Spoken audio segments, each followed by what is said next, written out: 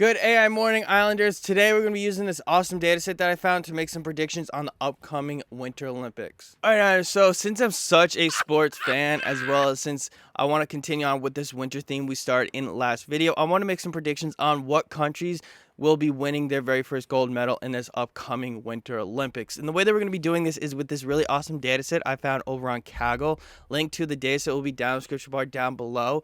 But we're going to be using a decision tree to be making some predictions on what is the probability that these set countries are going to be winning their very first Winter Olympics. For those of you brand new to the community, my name is William McKeon, and this community is all about making artificial intelligence accessible by using Python to learn applications of artificial intelligence through demonstration. So with all that being said, why don't we just dive into this data set? So sit back, relax with your favorite snack, and let's get started, shall we? All right, now, so before we can actually start making any sort of decisions, building any sort of model, we have to start with importing a whole boatload of different Python packages. So the very first one we're going to be importing is going to be, of course, pandas. You know, honestly, I think you can't really start a artificial intelligence project without importing pandas.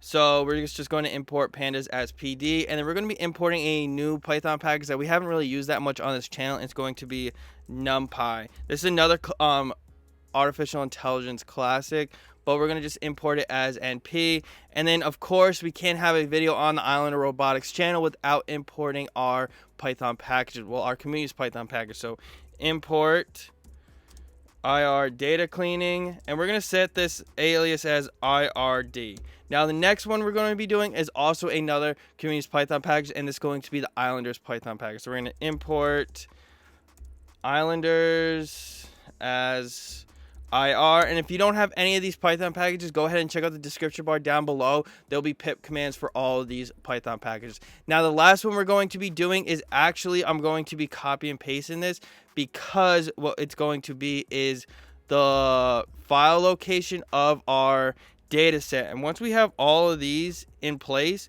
we can just run this one line, and now we can start doing some data analysis. All right, so to start off our data analysis step, we're going to be using my very favorite method, and that's going to be, let me click on it, Olympic, not that, .info, all right? Honestly, for those of you that have been around on the channel for a while, you all know how much I love the info method, and really just because the info method allows you to see a whole boatload of stuff that most methods don't allow you to see. Like, for instance, how many values within your column are actually values that you can use. So when you're saying 409 non-null values, that means there's 409 values with no missing values within that column.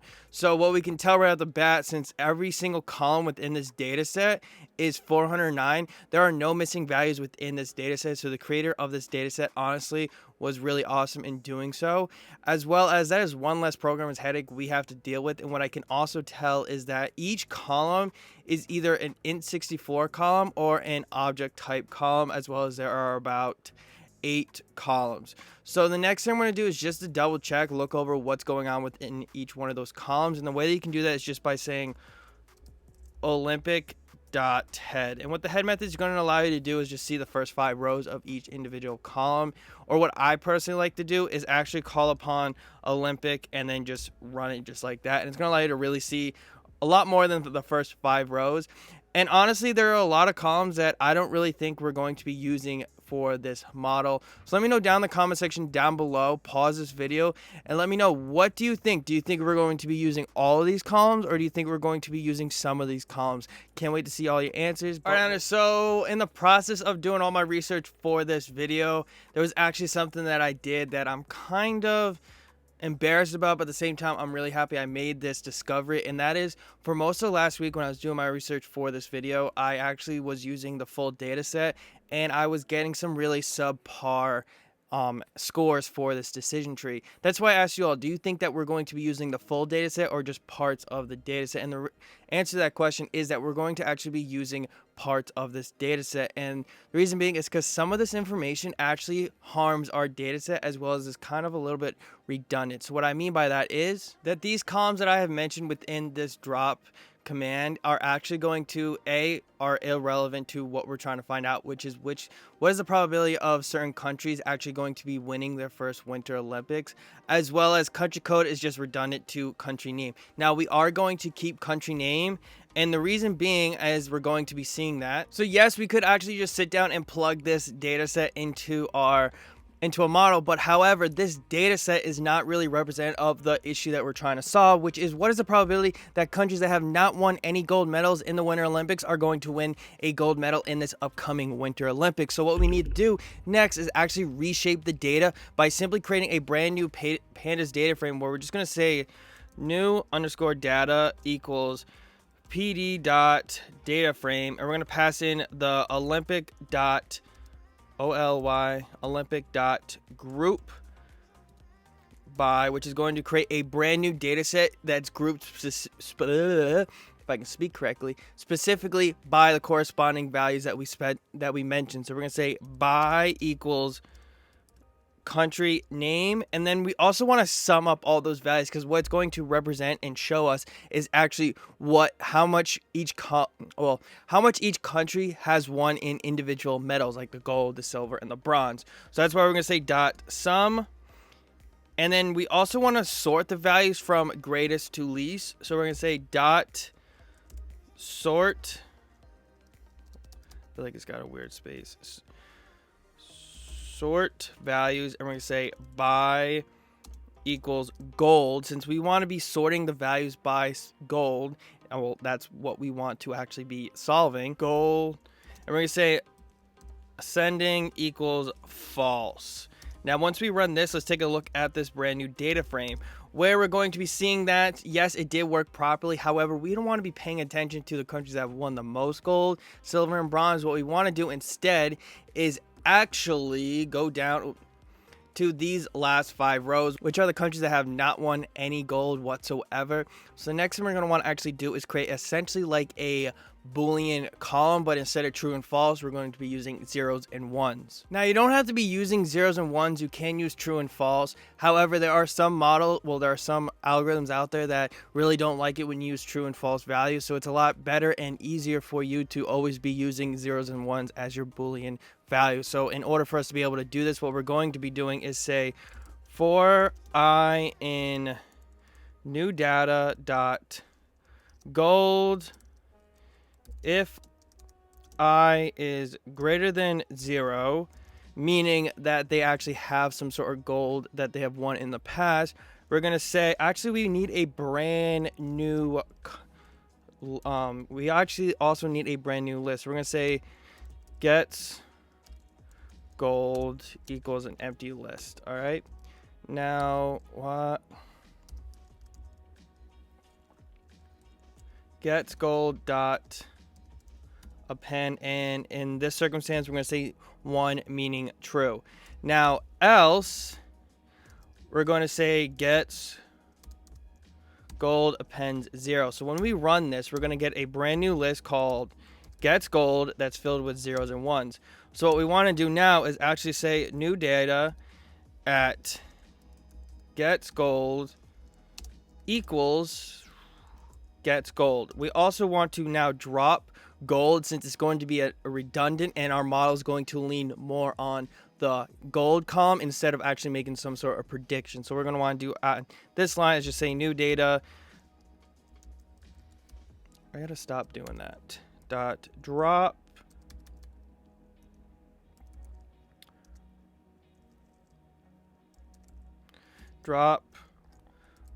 columns, and we're going to say gold. Now we're going to also say in place, so that our drop actually occurs and stays in and actually does happen. So we're going to say true, and then run this line, and we're going to say new data and just see what it looks like. So what we can see right now is that silver, bronze, and gets gold is now all part of our data set. We also have to remember is country name is not actually part of this data set. So if we were to just run new data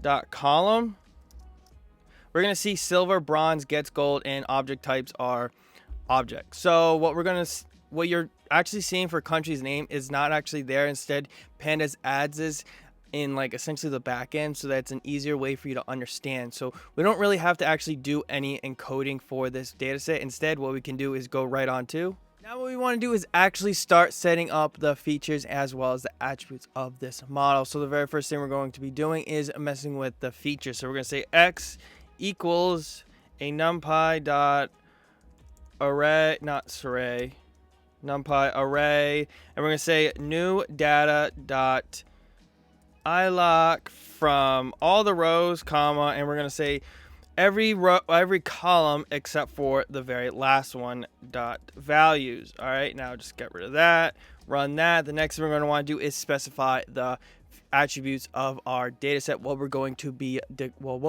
predicting. So we're going to say y, well, I don't want capital Y equals mp dot array, and we're going to say -1. Now, the reason why I am using a numpy array instead of just manipulating the pandas data frame how it is because I personally prefer to be manipulate a numpy array more than a pandas data frame, just because numpy array is a lot easier. And then we're going to say dot values just like we did before. Now, we're going to be doing one extra step, and what that is we're actually going to take the last 5 rows of our data set to use as our values that we're going to try and predict. So we're just going to say predict equals, what is it, mp dot array new data dot iloc. We're going to say actually -5 to the very last row, and we're going to say -1. All right, and then dot values. Once we've done that, let's just take a look at what's going on within the predict so you all get an idea of what I'm talking about. Let's just run this real quick. So we're going to see it's just 0, 1, 1, 1, 1, 2. So these are the amount of gold as well as, well, not gold. This is all the values they have, 1 for bronze and silver. Now we're going to want to do, since we have the values that we're going to use as our features as well as our attributes, and we also have our data set that we want to predict, the next thing we're going to be able to do is now, alright, honors. So I want to make a really easy and accessible way for all of you to be able to make decision trees. Not just any decision tree, like something that can just pop out quick and easily. I want you all to have a really easy and accessible way to be able to produce the most accurate and awesome decision tree model you possibly can have with the provided data set that you have given your decision tree. So what I came up with was our islanders.dt Python module. So what we're going to do inside of this Python cell, well, this Jupyter cell, is just say dec equals ir.dt, and we're going to pass in our x and our y value. So it's going to be x comma y, and what we're going to want to do is just build this model. We haven't actually built, just by saying dec equals ir.dt, we're not actually building the model, we're just creating an instance of that Python module. So what we want to do next is actually say dt equals dec.build. all right, you can run this model just like that and it'll come up with an awesome decision tree classifier. However, since this Python package, this Python module actually is built upon scikit-learn's decision tree classifier, you're going to want to have the x test and the y test to be able to do all sorts of different tests to check how accurate your model is. So what we're going to want to do within these parentheses is actually say test equals true.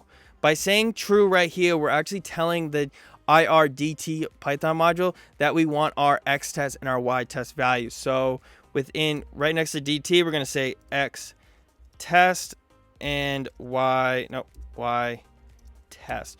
Once we've run this, we can now start doing some sort of checking to see how accurate this model is. So what we can do is just say dt dot score, and like I said, this module is going to give you the most, is going to really just give you the best possible decision tree classifier you can possibly get with the data that you provided to this Python module. So we're going to want to also pass in within this score is x test and y test. Once we run that at 0.8, honestly, that is really, really good. But what we can do to make this even more accurate is actually come up into here and we can mess around with the testing size. By default, it's going to be using a test size of 0.2, but let's just change test size to 0.25. 0.83. I think we can do a little bit better, but I want to show you all something really, really cool. So like, I know I said by default this is going to be 0.2, but when you rerun this one line, what it's going to do is it's going to create a brand new model with brand new data, since it's going to shuffle up your data set again. So if you don't like the accuracy of it one time, why don't you just try playing around with hitting enter a couple times and seeing what happens. Now we got a 1. Possibility that could be overfitting. But what is a decision tree? We've talked about a decision tree multiple times over the past few videos.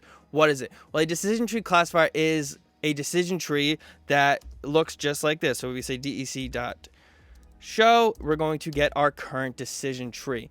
Now, what we're going to see is an upside down tree where we have, I don't know why my mouse is not showing up. There we go. We're going to have a upside down tree where each branch is going to represent our decision, as well as the node or the leaf is going to represent the outcome of that decision.